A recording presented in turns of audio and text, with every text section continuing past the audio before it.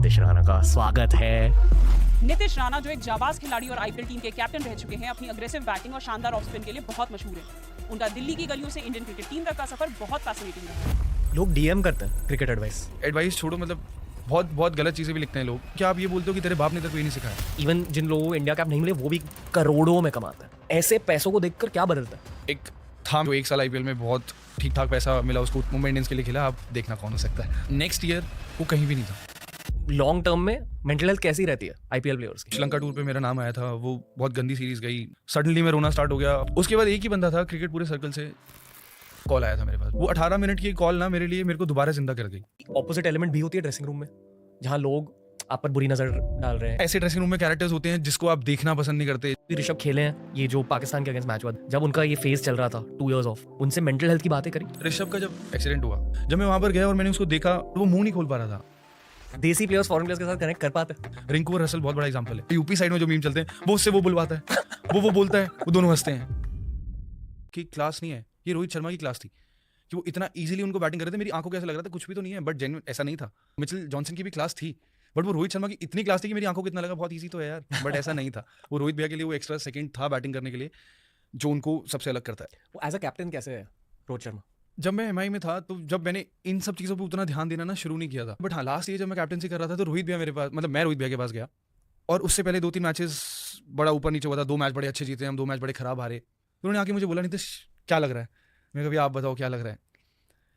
कह रहे कैप्टनसी क्या है? तो मैं कुछ बोलने ही वाला था और मेरे को ना दिल खोल के बात करनी थी, बट उन्होंने करने ही नहीं दी। उन्होंने मुझे बोला कुछ नहीं कैप्टनसी, एक बॉलर को इधर से इधर लगा दिया, एक फील्डर को वापस बुला लिया, एक उधर बुला लिया, और ऐसी कैप्टनसी नहीं है। बट उन्होंने वो मेरे को ईज डाउन करने के लिए वो चीज़ बोली थी कि भाई नॉर्मल हो जाए, कुछ नहीं है, जब तक रिजल्ट तेरे फेवर में है, ये उन्होंने मुझे बात समझाई थी, तब तक तू ठीक है।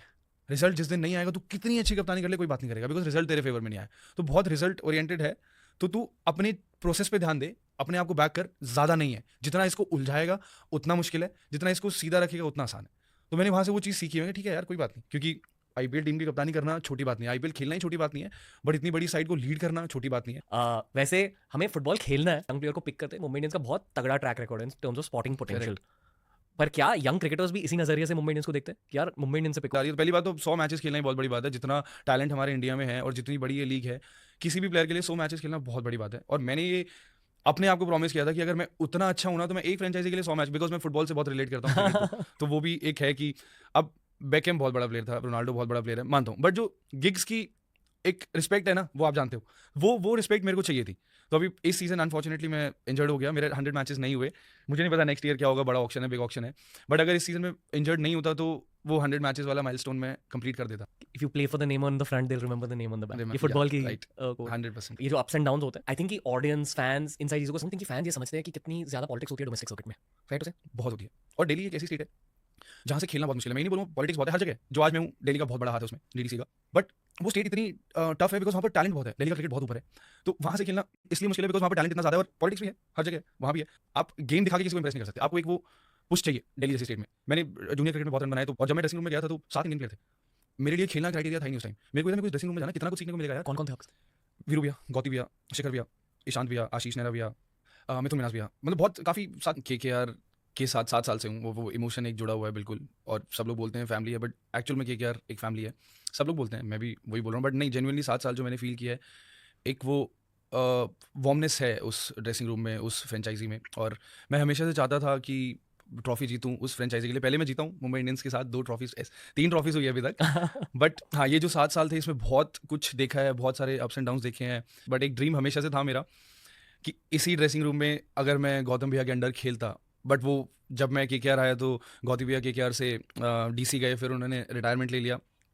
तो ये मैंने ऑन एयर भी बोला है बहुत बार, कभी सोचा नहीं था कि ये दोबारा से वापस हो जाएगा एज अ मेंटर। गौतम भैया यहाँ पर आएंगे और मैं अभी भी उसी फ्रेंचाइजी के लिए खेल रहा हूँ, और वो इस साल हुआ और लकीली इसी साल हमें वो ट्रॉफी मिली, तो मैं बहुत खुश हूँ। ओके, आप कैसे हो?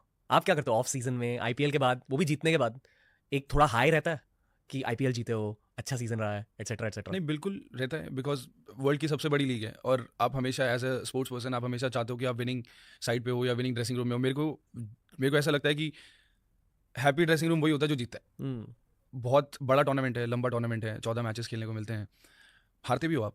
हम 260 समथिंग कुछ बना के हमने चेस भी कराया, ऐसा नहीं, और इसी सीजन की बात कर रहा हूँ, ऐसा नहीं है, बट एक माहौल होता है ड्रेसिंग रूम का, जैसे इस स्टूडियो का माहौल है, वो माहौल हमारे ड्रेसिंग रूम में इस बार फील हुआ, बिकॉज हमें कभी फील ही नहीं हुआ था कि हम लोग वो कहते हैं ना कि आप पहले ही चीज़ें अपने दिमाग में प्ले कर चुके होते हो। तो वो इस साल ना, वो डे वन से जो गौतम भैया ने जो वो स्पीच दी थी कि मेरे को 26 को वहाँ पर फाइनल खेलना है, तो वो कहीं ना कहीं हर एक प्लेयर के इंडिविजुअल दिमाग में ना अटक गई थी।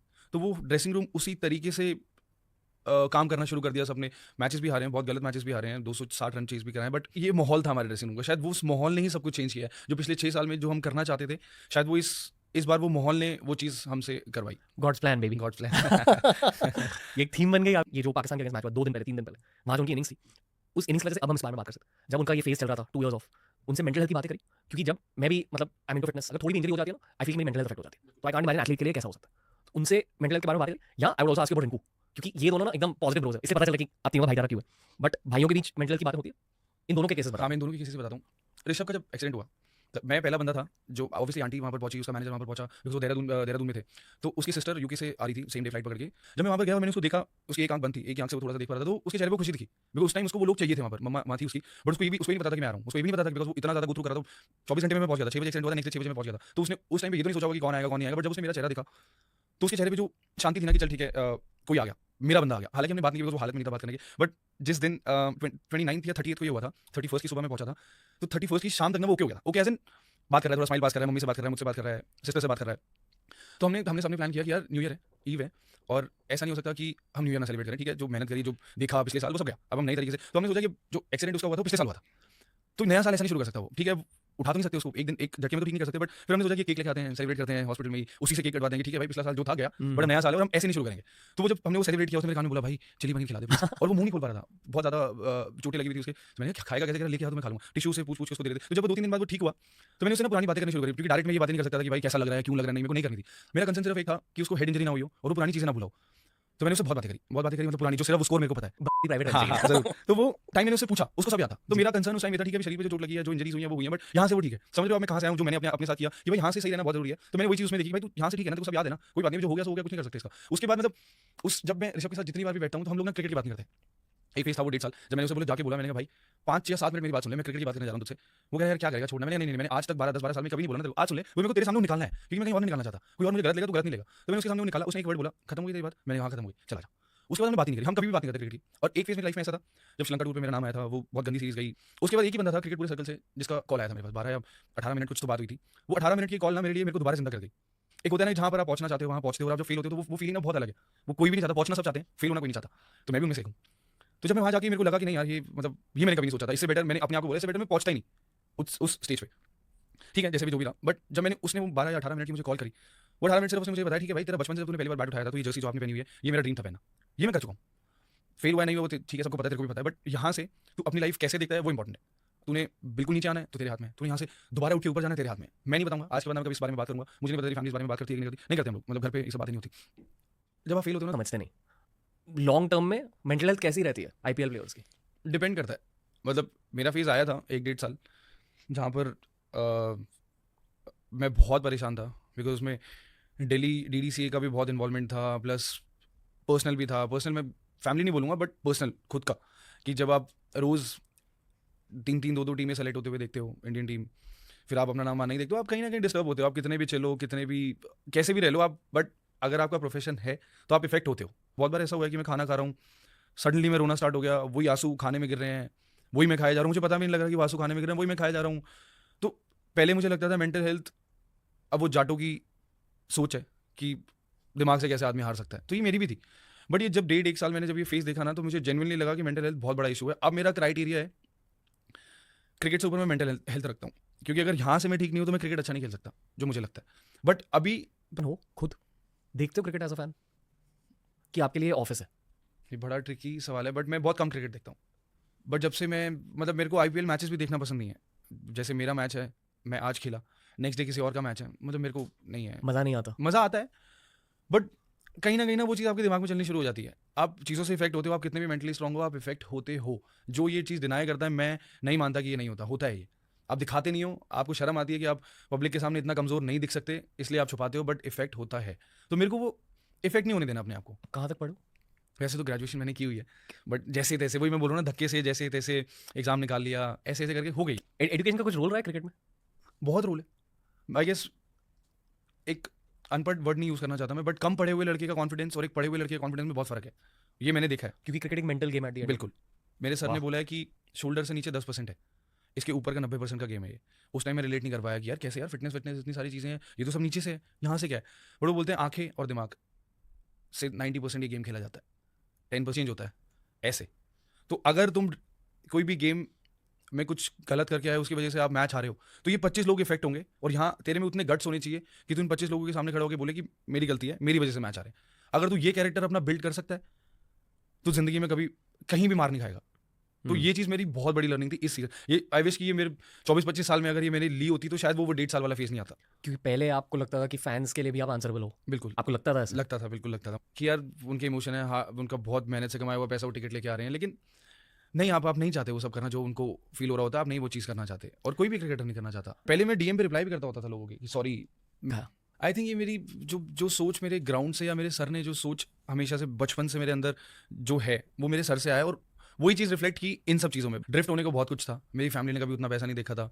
जब मेरा पहला ऑक्शन हुआ था मुंबई इंडियंस में, तब वो 10 लाख का कॉन्ट्रैक्ट था, और उस टाइम 10 लाख रुपये बहुत ज़्यादा थे, क्योंकि ऑब्वियसली पापा घर चलाते थे, और कभी पापा ने किसी भी चीज़ की कमी नहीं होने दी। तो मेरे लिए उस टाइम पे सबसे अमीर आदमी मेरा बाप था, बिकॉज उसके अलावा कोई कुछ करने वाला नहीं था मेरे लिए। तो जो मेरे को चाहिए था, या जो मेरे भाई को चाहिए था, जो मेरी फैमिली को चाहिए था, वो मेरे डैड लेके आते थे टेबल पे। बट जब वो 10 लाख रुपये आए, तब मुझे ऐसा लगा कि मैंने पैसा कमाया, मतलब लाइफ में मैंने कुछ किया। मुझे नहीं पता था कि मैं कहाँ तक खेलूंगा, मुझे नहीं पता था आगे कितना पैसा मिलेगा, क्या होगा क्या नहीं होगा। बट जब वो 10 लाख रुपये आए, मैंने पापा को बोला, पापा ये 10 लाख रुपये आपके हैं, इनमें से मेरे को खर्चे के लिए जो देना है दे देना, जैसे भी। उन्होंने बोला बेटा आने दे तब बात करेंगे। लकीली फर्स्ट सीजन हम आईपीएल जीत गए, तो वहाँ पर 50-60 लाख रुपये और आए मेरे अकाउंट में। तो उस टाइम पे हम रहते थे रेंटेड, जो मैं घर बता रहा था वो छोटा, बहुत छोटा 1 BHK था। तो वहाँ से लोन चल रहे थे पापा पे, पापा ने वो लोन्स उतारे उन पैसों से। फिर धीरे धीरे नेक्स्ट सीजन हुआ अच्छा, फिर अगला सीजन अच्छा हुआ, थोड़ा और पैसा आया, हमने अपना घर बनाया। जब मैं KKR में बिका 3.4 समथिंग कुछ में, तब ऐसी नौबत आ गई थी कि जो घर हमने बनाया था बड़ी मेहनत से, वो बेचना पड़ गया, बड़ी मुश्किल से बनाया था। तो फिर उसके बाद कॉन्ट्रैक्ट हो गया 3.4 का। लकीली वो पैसा इतना था, मेरे पापा ने कभी देखा नहीं। जब वो ऑक्शन हुआ, मुझे याद है मेरे पापा मेरे साथ बैठे हुए थे, वो रोने लग गए, कह रहे मैंने यार 35 साल नौकरी की है, मैंने कभी इतना पैसा इकट्ठा नहीं किया, ना मैंने कभी देखा। तो शायद वो एक 20-25 सेकंड की जो पापा की बात थी, वो शायद हमेशा रह गई मेरे दिमाग में कि ठीक है मैंने कमाया ज़रूर है, बट गारंटी ना अगले साल की किसी चीज़ की नहीं है, स्पेशली हमारे गेम में। तो मैं हमेशा इस चीज़ को बांध के चलता था कि भाई 1 साल आया, मुझे उड़ाना नहीं है, क्योंकि अगले साल की कोई गारंटी नहीं है। गेम है, आप आउट हो सकते हो, इंजरी हो सकती है, सब कुछ हो सकता है, फेलियर आ सकता है, और सक्सेस रेट इस गेम में बहुत कम है, फेलियर ज़्यादा है। मैंने कभी ऐसा नहीं किया कि क्या है लो ये लोग लो करते ये हैं? ले लो, करते हैं उड़ाते हैं करते हैं। क्योंकि हर कोई पैसे हैंडल कर नहीं सकता। जो बैंक बैलेंस का कॉन्फिडेंस है ना, वो शायद कोई और चीज़ नहीं दे सकती।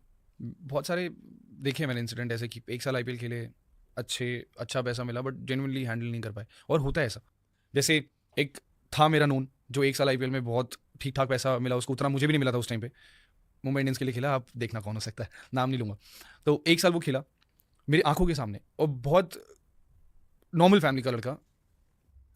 नेक्स्ट ईयर वो कहीं भी नहीं था, उसने गाड़ियाँ ले ली, घर ले लिया। पर घर मतलब ये गलत चीज़ नहीं है लेना, सबको लेना चाहिए, बट उसके साथ साथ आपको अगले साल का ध्यान रखना चाहिए, मेहनत करनी चाहिए। तो ये एग्जांपल्स ना ओवर द टाइम मेरे साथ रहे हमेशा। उसकी लाइफ में क्रिकेटिंग वाइज क्या गलत हुआ? हम सेम स्टेट के नहीं हैं, तो एग्जैक्टली मुझे पता नहीं, बट वही मेरे को ऐसा लगता है कि वो शायद उसका फोकस हट गया, उसको लगा कि अब बस काफ़ी है, बट काफ़ी नहीं होता। ये अगेन एज फैन, लाइक लोगों को ना लगता है कि अगर आप ऑक्शन में बिके हो तो फिर आप पैसे कमाते, पर अगर आप रिटेन भी हुए हो, कॉन्ट्रैक्ट्स बहुत बड़े होते हैं, लाइक इट्स क्रेजी, करोड़ों में कमाते हैं। इवन जिन लोगों को इंडिया कैप नहीं मिले वो भी करोड़ों में कमाते हैं। हाँ जी। तो इन ऐसे पैसों को देखकर क्या बदलता है? क्यों आपको अर्ली 20s में ऐसे पैसों को देखने का मौका मिला था, उन पैसे को हैंडल करना भी आपको सीखना पड़ा, या किसने